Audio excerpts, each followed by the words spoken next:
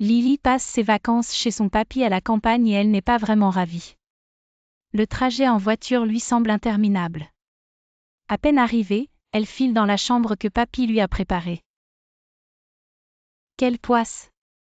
Y a rien à faire ici. Et dire que ma copine Louise se fait dorer les orteils sur une plage. Le paradis de papy, c'est son potager.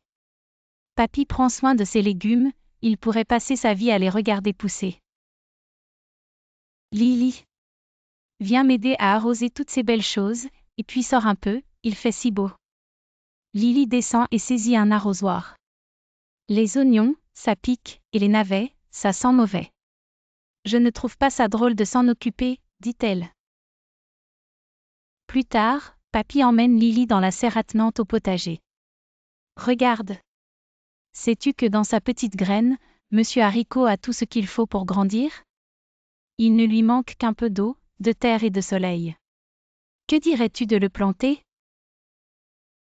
Papy lui tend un pot et une pelle de terreau. Lily s'exécute distraitement, un peu dégoûtée par la terre qui se glisse sous ses ongles. Tu le verras grandir un peu plus chaque jour. Tu vas voir, c'est magique. Ce soir-là, Lily s'endort en bougonnant. Sa copine a décidément bien de la chance d'être à la plage. Le lendemain matin, le coq du voisin réveille les oreilles endormies. Qu'est-ce que c'est que ce tintamarre? Se plaint Lily. En traînant les pieds, Lily descend dans la cuisine où papy l'attend. Bonjour Lily, bien dormie, dit-il joyeusement. Je t'ai préparé un chocolat chaud, mais là il est vraiment brûlant. Si tu en profitais pour aller arroser ta petite graine? Pas contente, Lily sort de la maison. Bon ben, puisque je suis là, autant l'arroser, cette petite graine. Elle prend l'arrosoir d'une main, le pot de l'autre. Mais le pot lui glisse entre les doigts, et patatras, tombe sur le sol où il se casse en 1000 morceaux. Zut, catastrophe! Que va dire papy, pense Lily. Ouin! Ouin! Mais, d'où viennent ces cris? Lily se penche et n'en croit pas ses yeux. C'est la petite graine. Elle crie et se tortille. C'est normal qu'elle pleure, elle a froid, dit la carotte. Plante-la ici au soleil, vite. Étonnée, Lily obéit et plante la petite graine entre les carottes et les navets. Pourrais-tu te pousser un peu, s'il te plaît, dit la tomate à Lily. Tu me fais de l'ombre. Encore quelques rayons de soleil et je serai bien rouge. J'attends papy, il va me cueillir aujourd'hui. Brusquement, la tomate s'interrompt. Papy arrive, un grand panier à la main.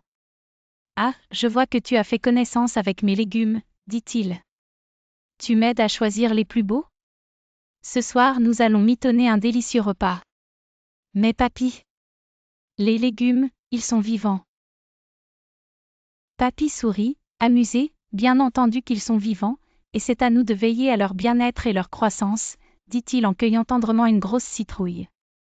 Puis il s'éloigne, et Lily se retrouve seule au milieu des légumes. Papy a encore choisi 3 tomates aujourd'hui, mais demain, ce sera mon tour, s'exclame la laitue. Ah bon? Vous vous réjouissez donc tant qu'on vous mange, s'étonne Lily.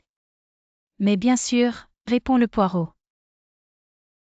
Tu sais, si personne ne choisit nos graines au magasin, nous restons dans nos sachets, nous nous desséchons et on nous oublie. Mais papy nous a achetés, bichonnés et grâce à lui, nous nous retrouvons tous en pleine forme dans son jardin, prêts à être cueillis. Il m'a caressé, il m'a souri. Demain, je pars avec lui, mes amis, s'exclame joyeusement une jeune carotte. Et là, dit le poireau, ne te fais pas trop d'illusions, t'es encore un peu verte sur les bords, moi je crois qu'il va choisir les radis. Lily se penche sur l'endroit où elle a planté sa graine de haricot. Une petite pousse sort de terre. Oh, dis donc, tu grandis déjà, s'exclame Lily.